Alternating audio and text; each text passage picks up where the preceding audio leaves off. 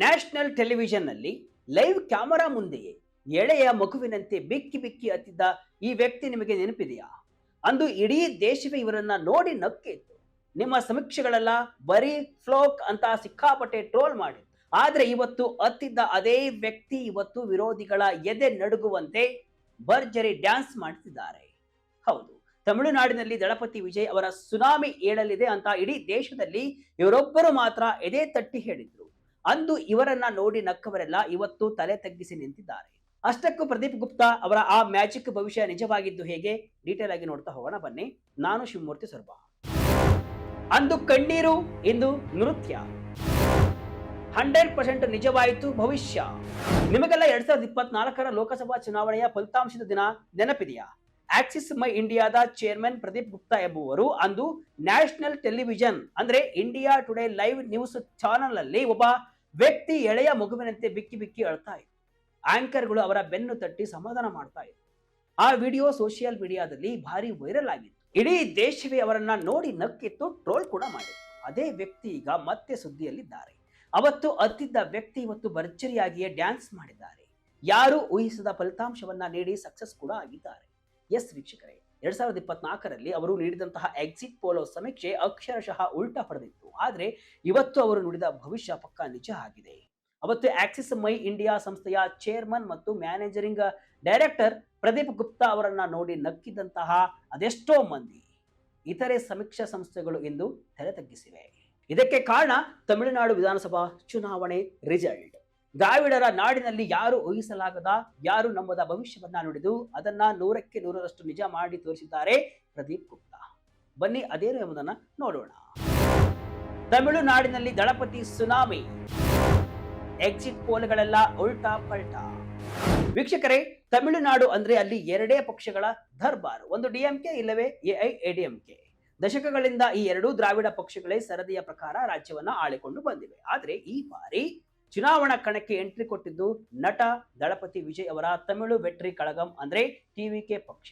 ಇದು ಅವರ ಚೊಚ್ಚಲ ಚುನಾವಣೆ. ಹೀಗಾಗಿ ಉಳಿದ ಎಲ್ಲ ಎಕ್ಸಿಟ್ ಪೋಲೋ ಸಂಸ್ಥೆಗಳು ಎಂಕೆ ಸ್ಟಾಲಿನ್ ಅವರ ಡಿಎಂಕೆ ಪಕ್ಷವೇ ಮತ್ತೆ ಅಧಿಕಾರಕ್ಕೆ ಬರಲಿದೆ ಅಂತ ಡೊಂಗೂರ ಸಾರಿದ್ವು. ಯಾರೊಬ್ಬರು ಕೂಡ ಟಿವಿಕೆ ಅಧಿಕಾರ ಹಿಡಿಯುತ್ತೆ ಅಂತ ಭವಿಷ್ಯವನ್ನ ನುಡಿದಿರಲಿಲ್ಲ. ಅಧಿಕಾರ ಹೋಗ್ಲಿ, ಅತ್ಲಾಗೆ 50ಕ್ಕಿಂತ ಹೆಚ್ಚಿನ ಸ್ಥಾನಗಳನ್ನು ಕೂಡ ವಿಜಯ್ಗೆ ನೀಡಿದ್ದಿಲ್ಲ. ಪೀಪಲ್ ಪಲ್ಸ್ ಎಂಬ ಸಂಸ್ಥೆ ಡಿಎಂಕೆಗೆ 125ರಿಂದ 145 ಸೀಟು ಕೊಟ್ಟು ವಿಜಯ್ ಪಕ್ಷಕ್ಕೆ ಕೇವಲ 2ರಿಂದ 6 ಸೀಟು ಅಂದಿತ್ತು. ಮ್ಯಾಟ್ರಿಕ್ಸ್ ಸಂಸ್ಥೆ ವಿಜಯ್ ಪಕ್ಷಕ್ಕೆ 6 ಸೀಟು, ಪಿ ಮಾರ್ಕ್ 1ರಿಂದ 6 ಸೀಟು, ಪೀಪಲ್ ಇನ್ಸೈಟ್ 30ರಿಂದ 40 ಸೀಟು ಅಂತ ಭವಿಷ್ಯವನ್ನ ನುಡಿದಿದ್ವು. ಅಂದ್ರೆ ವಿಜಯ್ ಅವರು ಆಟ ಕುಂಟು ಲೆಕ್ಕಕ್ಕಿಲ್ಲ ಅನ್ನೋ ರೀತಿಯೇ ಭವಿಷ್ಯವನ್ನ ನುಡಿದಿದ್ವು. ಜನರು ಕೂಡ ಇದೇ ನಿಜ ಇರಬಹುದು ಅಂತ ಅಂದುಕೊಂಡಿದ್ರು. ಅಕ್ಷರಶಃ ನಿಜವಾಯಿತು ಗುಪ್ತಾ ಭವಿಷ್ಯ. ಎಕ್ಸಿಟ್ ಪೋಲೋ ಬೆನ್ನಲ್ಲೇ ಗುಪ್ತಾ ಟ್ರೋಲ್. ಆದ್ರೆ ಇಲ್ಲಿ ಎಂಟ್ರಿ ಕೊಟ್ಟಿದ್ದೆ ಪ್ರದೀಪ್ ಗುಪ್ತಾ ಅವರ ಆಕ್ಸಿಸ್ ಮೈ ಇಂಡಿಯಾ. ಉಳಿದೆಲ್ಲ ಸಮೀಕ್ಷಕರು ಒಂದು ಕಡೆ ಹೋದ್ರೆ ಪ್ರದೀಪ್ ಗುಪ್ತಾ ಮಾತ್ರ ಯಾರು ಊಹಿಸದ ದಿಕ್ಕಿನಲ್ಲಿ ಹೆಜ್ಜೆಯನ್ನ ಹಾಕಿದ್ರು. ವಿಜಯ್ ಅವರ ಟಿವಿಕೆ ಪಕ್ಷ ತನ್ನ ಚೊಚ್ಚಲ ಚುನಾವಣೆಯಲ್ಲಿ ಬರೋಬ್ಬರಿ 98ರಿಂದ 120 ಸ್ಥಾನಗಳನ್ನ ಗೆದ್ದು ಅಚ್ಚರಿಯ ಫಲಿತಾಂಶ ನೀಡಲಿದೆ ಅಂತ ಗುಪ್ತಾ ಹೇಳಿದ್ರು. ಆಡಳಿತಾರೂಢ ಡಿಎಂಕೆಗೆ 92ರಿಂದ 100 ಸ್ಥಾನ ಹಾಗೂ ಎಐಎಡಿಎಂಕೆ ಬಿಜೆಪಿ ಮೈತ್ರಿಕೂಟಕ್ಕೆ ಕೇವಲ 22ರಿಂದ 32 ಸ್ಥಾನ ಬರಲಿದೆ ಅಂತ ಹೇಳಿದ್ರು. ತಮಿಳುನಾಡಿನ ಒಟ್ಟು 234 ಸ್ಥಾನಗಳಲ್ಲಿ ಮ್ಯಾಜಿಕ್ ನಂಬರ್ 118 ಅಂದ್ರೆ ವಿಜಯ್ ಬಹುಮತದ ಹೊಸ್ತಿಲಿಗೆ ಬರ್ತಾರೆ ಅಂತ ಹೇಳಿದ್ರು. ಗುಪ್ತಾ ಅವರ ಈ ಸಮೀಕ್ಷೆ ಹೊರಬೀಳ್ತಾ ಇದ್ದಂತೆ ರಾಜಕೀಯ ವೀಕ್ಷಕರು, ಪಂಡಿತರು, ವಿಶ್ಲೇಷಕರು ಅವರನ್ನ ನೋಡಿ ಗಹಗಹಿಸಿ ನಕ್ಕಿದ್ರು. ಇದೆಲ್ಲ ಸುಳ್ಳು, ಇದೊಂದು ಫ್ಲೂಕ್, ಪ್ರದೀಪ್ ಗುಪ್ತಾ ಅವರ ಲೆಕ್ಕಾಚಾರ ಸಂಪೂರ್ಣ ತಪ್ಪು ಅಂತ ಕಾಲೆಳೆದಿದ್ರು. ಆದ್ರೆ ಕೇವಲ 4 ದಿನ ಅಷ್ಟೇ, ಯಾವಾಗ ಚುನಾವಣಾ ಆಯೋಗದ ಅಧಿಕೃತ ಟ್ರೆಂಡ್ಗಳು ಹೊರಬೀಳಲು ಶುರುವಾಯಿತು ಆಗ ಎಲ್ಲರ ಬಾಯಿ ಬಂದಾಯ್ತು. ಹೌದು, ಪ್ರದೀಪ್ ಗುಪ್ತಾ ಏನ್ ಹೇಳಿದ್ರು ಅದೇ ಅಕ್ಷರಶಃ ನಿಜವಾಯಿತು. ವಿಜಯ್ ಅವರ ಟಿವಿಕೆ ಪಕ್ಷ 100ರ ಗಡಿಯನ್ನ ದಾಟಿದ್ದು ಬಹುಮತದ ಸನಿಹ ಬಂದು ನಿಂತಿದೆ. ಇನ್ನು 2ನೇ ಬಾರಿಗೆ ಅಧಿಕಾರಕ್ಕೆ ಬರ್ತೀವಿ ಅಂತ ಬೀಗ್ತಾ ಇದ್ದಂತಹ ಸ್ಟಾಲಿನ್ ಅವರ ಡಿಎಂಕೆ 70ರ ಆಸುಪಾಸಿನಲ್ಲಿದ್ರೆ ಎಐಎಡಿಎಂಕೆ 60ರ ಆಸುಪಾಸಿನಲ್ಲಿದೆ. ಇದೊಂದು ಡೇಟಾ ಸೈನ್ಸ್ ನ ವಿಜಯ. ಪ್ರದೀಪ್ ಗುಪ್ತಾ ಟೀಕಿಸಿದವರಿಗೆ ತಕ್ಕ ಶಾಸ್ತಿ.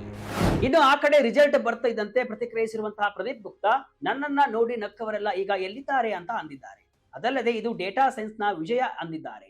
ಇಡೀ ದೇಶದಲ್ಲಿ ಯಾರು ನಮ್ಮ ಈ ಸಮೀಕ್ಷೆಯನ್ನ ನಂಬಿರಲಿಲ್ಲ. ತಮಿಳುನಾಡಿನಲ್ಲಿ ವಿಜಯ್ ಇಷ್ಟೊಂದು ದೊಡ್ಡ ಮಟ್ಟದಲ್ಲಿ ಗೆಲ್ತಾರೆ ಅಂತ ನಾವು ಹೇಳಿದಾಗ ಎಲ್ಲರೂ ಕೂಡ ನಮ್ಮನ್ನ ನೋಡಿ ನಗ್ತಾ ಇದ್ರು. ಫ್ಲೂಕ್ ಅಂದ್ರು. ಆದ್ರೆ ಬೇರೆ ಸಂಸ್ಥೆಗಳು ಯಾಕೆ ಗ್ರೌಂಡ್ ರಿಯಾಲಿಟಿಯನ್ನ ಹಿಡಿಯುವಲ್ಲಿ ವಿಫಲವಾದವು ಗೊತ್ತಾ? ಯಾಕಂದ್ರೆ ಆಕ್ಸಿಸ್ ಮೈ ಇಂಡಿಯಾದ ನಾವು ಎಲ್ಲಾ ಕ್ಷೇತ್ರಗಳಿಗೂ ಎಲ್ಲಾ ಸಮಯದಲ್ಲೂ ಭೇಟಿ ನೀಡಿ ಫೇಸ್ ಟು ಫೇಸ್ ಅಂದ್ರೆ ಮುಖಾಮುಖಿ ಜನರನ್ನ ಮಾತನಾಡಿಸ್ತೇವೆ ಅಂತ ಗುಪ್ತಾ ತಮ್ಮ ಸಕ್ಸಸ್ ಸೀಕ್ರೆಟ್ ಅನ್ನ ಬಿಚ್ಚಿಟ್ಟಿದ್ದಾರೆ. ಅಷ್ಟಕ್ಕೂ ವಿಜಯ್ ಅವರು ಇಷ್ಟೊಂದು ದೊಡ್ಡ ಮಟ್ಟದಲ್ಲಿ ಮ್ಯಾಜಿಕ್ ಮಾಡಿದ್ದೇಗೆ? ಪ್ರದೀಪ್ ಗುಪ್ತಾ ಅವರ ಸಮೀಕ್ಷೆ ಪ್ರಕಾರ ತಮಿಳುನಾಡಿನಲ್ಲಿ ಯುವ ಪೀಳಿಗೆ ದಳಪತಿ ವಿಜಯ್ ಅವರ ಬೆನ್ನಿಗೆ ದೃಢವಾಗಿ ನಿಂತಿದೆ. 18ರಿಂದ 39 ವರ್ಷ ವಯಸ್ಸಿನ ಮತದಾರರು ತಮಿಳುನಾಡಿನಲ್ಲಿ 42%ರಷ್ಟಿದ್ದಾರೆ. ಇದರಲ್ಲಿ ವಿಜಯ್ ಅತ್ಯಂತ ಹೆಚ್ಚು ಸ್ಕೋರ್ ಮಾಡಿದ್ದಾರೆ. ಹಾಗೆ 40+ ವಯಸ್ಸಿನ ಮತದಾರರು ಕೂಡ ವಿಜಯ್ ಕೈ ಹಿಡಿದಿದ್ದಾರೆ. ಇವರು 25ರಿಂದ 30% ಮತಗಳನ್ನು ಹೊಂದಿದ್ದಾರೆ. ಇದಕ್ಕಿಂತ ಮುಖ್ಯವಾಗಿ ಡಿಎಂಕೆ ನಂತರ ಅತಿ ಹೆಚ್ಚು ಮಹಿಳಾ ಮತಗಳನ್ನು ಪಡೆದಿದ್ದು ಇದೇ ಟಿವಿಕೆ ಪಕ್ಷವಂತೆ. ವಿಜಯ್ ಸಿಎಂ ಆಗ್ತಾರೆ ಎಂದು ಭವಿಷ್ಯ. ಪಶ್ಚಿಮ ಬಂಗಾಳದ ಭವಿಷ್ಯ ನುಡಿಯದ ಗುಪ್ತಾ.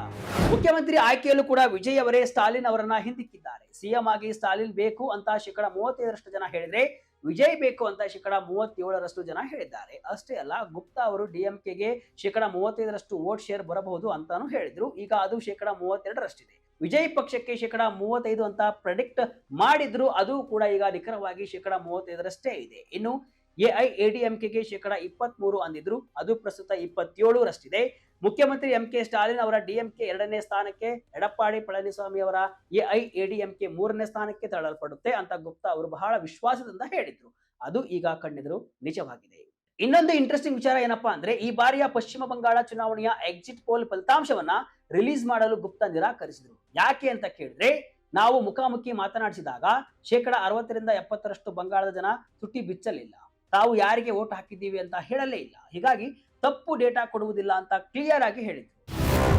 2024ರಲ್ಲಿ ಲೈವ್ ಟಿವಿಯಲ್ಲಿ ಅದ್ದಿದ್ದು ಯಾಕೆ? ಮತ್ತೊಮ್ಮೆ ಸಾಬೀತಾಯಿತು ಗುಪ್ತಾ ತಾಕತ್ತು. ವೀಕ್ಷಕರೇ, ಪ್ರದೀಪ್ ಗುಪ್ತಾ ಅವರ ಇತಿಹಾಸವೇ ರೋಚಕ. 27 ವರ್ಷಗಳ ಅನುಭವ ಹೊಂದಿರುವ ಇವರ ಆಕ್ಸಿಸ್ ಮೈ ಇಂಡಿಯಾದ ಸರ್ವೆ ವಿಧಾನವನ್ನ ಖುದ್ದು ಪ್ರತಿಷ್ಠಿತ ಹಾರ್ವರ್ಡ್ ಬಿಸಿನೆಸ್ ಸ್ಕೂಲ್ ಒಂದು ಕೇಸ್ ಸ್ಟಡಿಯಾಗಿ ಅಧ್ಯಯನವನ್ನ ಮಾಡಿದೆ. ಹಾಗಾದ್ರೆ 2024ರ ಲೋಕಸಭಾ ಚುನಾವಣೆಯಲ್ಲಿ ಗುಪ್ತಾಗಿ ಏನಾಗಿತ್ತು? ಅಂದು ಇಂಡಿಯಾ ಟುಡೇ ಆಕ್ಸಿಸ್ ಮೈ ಇಂಡಿಯಾ ಎಕ್ಸಿಟ್ ಪೋಲ್ ನಲ್ಲಿ ಎನ್ಡಿಎ ಮೈತ್ರಿಕೂಟ ಬರೋಬ್ಬರಿ 361ರಿಂದ 401 ಸೀಟು ಗೆಲ್ಲುತ್ತೆ. ಇಂಡಿಯಾ ಬ್ಲಾಕ್ ಕೇವಲ 131ರಿಂದ 166 ಸೀಟು ಗೆಲ್ಲುತ್ತೆ ಅಂತ ಗುಪ್ತ ಲೆಕ್ಕಾಚಾರವನ್ನ ಹಾಕಿದ್ರು. ಆದ್ರೆ ಫಲಿತಾಂಶದ ದಿನ ಎನ್ಡಿಎ 290ರ ಆಸುಪಾಸಿನಲ್ಲಿ, ಇಂಡಿಯಾ ಬ್ಲಾಕ್ 235ರ ಆಸುಪಾಸಿನಲ್ಲಿ ಬಂದು ನಿಂತಿತ್ತು. ತಮ್ಮ ಲೆಕ್ಕಾಚಾರ ತಲೆ ಕೆಳಗಾದಾಗ ಟಿವಿ ಚರ್ಚೆಯಲ್ಲೇ ಪ್ರದೀಪ್ ಗುಪ್ತಾ ಭಾವುಕರಾಗಿ ಅತ್ತು ಬಿಟ್ರು. ಈ ಒಂದೇ ಒಂದು ಘಟನೆಯನ್ನ ಇಟ್ಟುಕೊಂಡು ಜನ ಅವರನ್ನ ಟೀಕಿಸಿದ್ರು. ಆದ್ರೆ ಗುಪ್ತಾ ತಮ್ಮ ಟ್ರ್ಯಾಕ್ ರೆಕಾರ್ಡ್ ಎಂತಹದ್ದು ಅನ್ನೋದನ್ನ ಅಂದೇ ಹೇಳಿದ್ರು. ಕಳೆದ 10 ವರ್ಷಗಳಲ್ಲಿ 69 ಚುನಾವಣೆಗಳ ಸಮೀಕ್ಷೆಯನ್ನ ಮಾಡಿದ್ದೀವಿ. ಅದರಲ್ಲಿ 65 ಬಾರಿ ನಮ್ಮ ಭವಿಷ್ಯ ನಿಖರವಾಗಿದೆ ಅಂತ ಕಣ್ಣೀರು ಒರೆಸಿಕೊಳ್ಳುತ್ತಲೇ ಸವಾಲು ಹಾಕಿದ್ರು. ಗುಪ್ತಾ ಅವರ ಸಮೀಕ್ಷೆ ಮ್ಯಾಜಿಕ್ ಹೇಗೆ ಸಕ್ಸಸ್? ನಿಮಗೆ ನೆನಪಿರಲಿ, ಗುಪ್ತಾ ಅವರ ಸಮೀಕ್ಷೆಗಳು ಹಿಂದೆ ಯಾವ ಮಟ್ಟಿಗೆ ನಿಜವಾಗಿವೆ ಅಂದ್ರೆ, 2019ರ ಲೋಕಸಭಾ ಚುನಾವಣೆಯಲ್ಲಿ ಎಲ್ಲರೂ ಬಿಜೆಪಿ ಮ್ಯಾಜಿಕ್ ನಂಬರ್ ದಾಟಲ್ಲ ಅಂದಾಗ ಗುಪ್ತಾ ಮಾತ್ರ ಎನ್ಡಿಎ 339ರಿಂದ 365 ಗೆಲ್ಲುತ್ತೆ ಅಂತ ಹೇಳಿದ್ರು. ಎನ್ಡಿಎ 353 ಗೆದ್ದಿತ್ತು. 2022ರ ಪಂಜಾಬ್ ಚುನಾವಣೆಯಲ್ಲಿ ಆಮ್ ಆದ್ಮಿ ಪಾರ್ಟಿ 76ರಿಂದ 90 ಸೀಟು ಗೆದ್ದು ಕ್ಲೀನ್ ಸ್ವೀಪ್ ಮಾಡುತ್ತೆ ಅಂತ ಹೇಳಿದ್ರು.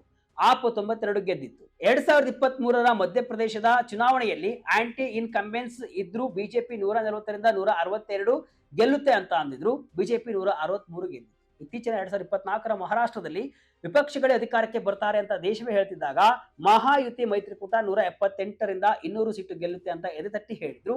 ಮಹಾಯುತಿ 235 ಗೆದ್ದಿತ್ತು. ಇನ್ನು 2025ರ ದೆಹಲಿ ಚುನಾವಣೆಯಲ್ಲೂ ಕೂಡ ಆಪ್ ಸೋಲುತ್ತೆ, ಬಿಜೆಪಿ 45ರಿಂದ 55 ಸೀಟು ಗೆಲ್ಲುತ್ತೆ ಅಂತ ಒನ್ ಅಂಡ್ ಓನ್ಲಿ ಗುಪ್ತಾ ಮಾತ್ರ ಹೇಳಿದ್ರು. ಬಿಜೆಪಿ 48 ಸೀಟು ಗೆದ್ದು ಅಧಿಕಾರವನ್ನು ಹಿಡಿದಿತ್ತು. ಯಾರಿದು ಡ್ಯಾನ್ಸ್ ಮಾಡಿದ Pradeep Gupta? Harvard business school ನಲ್ಲಿ ಪಠ್ಯ.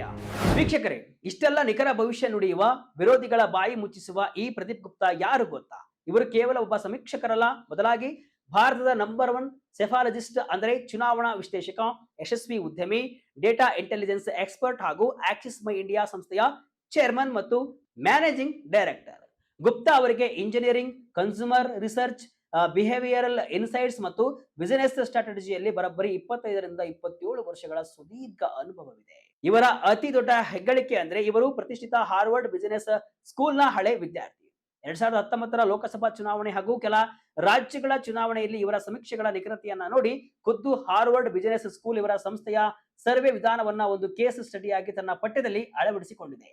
ಅಂದ್ರೆ ಇವರ ಡೇಟಾ ಕಲೆಕ್ಷನ್ ಜಾಗತಿಕ ಮಟ್ಟದಲ್ಲಿ ಮನ್ನಣೆಯನ್ನ ಪಡೆದಿದೆ. 2013ರಿಂದ ಇಲ್ಲಿಯವರೆಗೆ ಸುಮಾರು 60ರಿಂದ 70 ದೊಡ್ಡ ರಾಷ್ಟ್ರೀಯ ಮತ್ತು ರಾಜ್ಯ ಮಟ್ಟದ ಚುನಾವಣೆಗಳಲ್ಲಿ ಸಮೀಕ್ಷೆ ಮಾಡಿರುವ ಇವರು 50ರಿಂದ 65 ಚುನಾವಣೆಗಳ ಫಲಿತಾಂಶವನ್ನ 100ಕ್ಕೆ 100ರಷ್ಟು ನಿಖರವಾಗಿ ನುಡಿದಿದ್ದಾರೆ.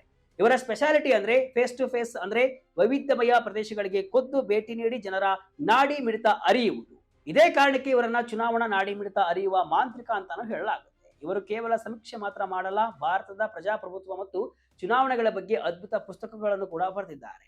How India votes and what it means, Modi at 20, blueprint for economic miracle ಹಾಗೂ who gets elected, how and why ಎಂಬ ಇವರ ಪುಸ್ತಕಗಳು ಭಾರತೀಯ ಮತದಾರರ ವರ್ತನೆ, ವೆಲ್ಫೇರ್ ಸ್ಕೀಮ್ಗಳ ಪ್ರಭಾವ ಮತ್ತು ಬ್ರ್ಯಾಂಡ್ ಮೋದಿಯ ಬಗ್ಗೆ ಆಳವಾದ ಮಾಹಿತಿಯನ್ನು ನೀಡುತ್ತವೆ.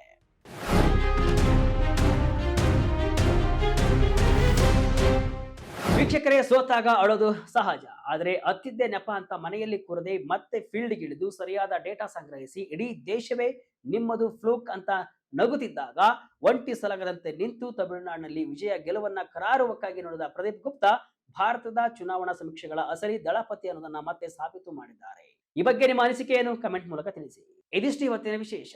ಇದೇ ರೀತಿ ಹಲವು ವಿಶ್ಲೇಷಣೆ ಮಾಹಿತಿ ಅಷ್ಟೇ ಅಲ್ಲ, ಮನರಂಜನೆಯ ವಿಡಿಯೋಗಳಿಗಾಗಿ ವಿಜಯ ಕರ್ನಾಟಕ ವೆಬ್ಸೈಟ್, ಫೇಸ್ಬುಕ್ ಹಾಗೂ ಯೂಟ್ಯೂಬ್ ಪೇಜ್ ಅನ್ನು ಫಾಲೋ ಮಾಡಿ. ಧನ್ಯವಾದಗಳು.